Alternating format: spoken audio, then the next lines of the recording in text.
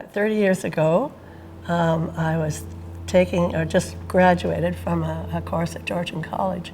And part of that course was to take women's issues. And during those women's courses, we were the 6 of us, by the way, were a very close-knit group, all strong in ourselves, but weaknesses that we didn't know we had came out.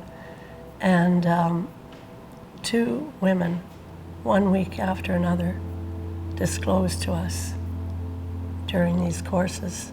And we sat silently and just let them talk.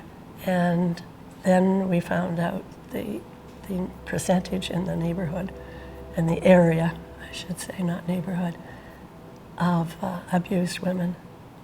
And it was shocking, absolutely shocking.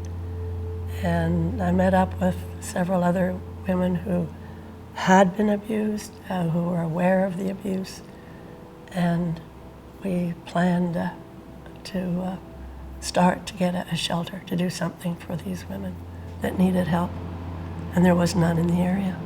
They needed shelter. They needed a place that they could go to be safe, and that was the most important thing, for them to be safe and for the children to be safe. I honestly don't remember if we had the house first. I think perhaps we might have got the house going first, or an idea of a house in the area, and a large home became available.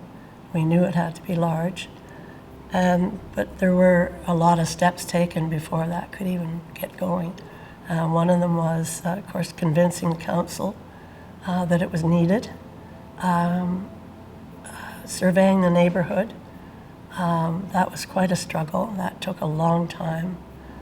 They were terrified that we would have police and fights and so on in the street, and it would disrupt their whole way of life.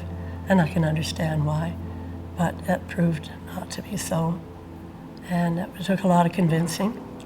And then, of course, there was a lot of legal work that had to be done, thousands and thousands of hours that Brian McClellan donated to the cause. And then we had to speak to every council, from Owen Sound to Barrie to Clearview, Blue Mountain, Thornbury, Clarksburg, every council, Stainer, every council in the area, to try and get support. Some did, many didn't.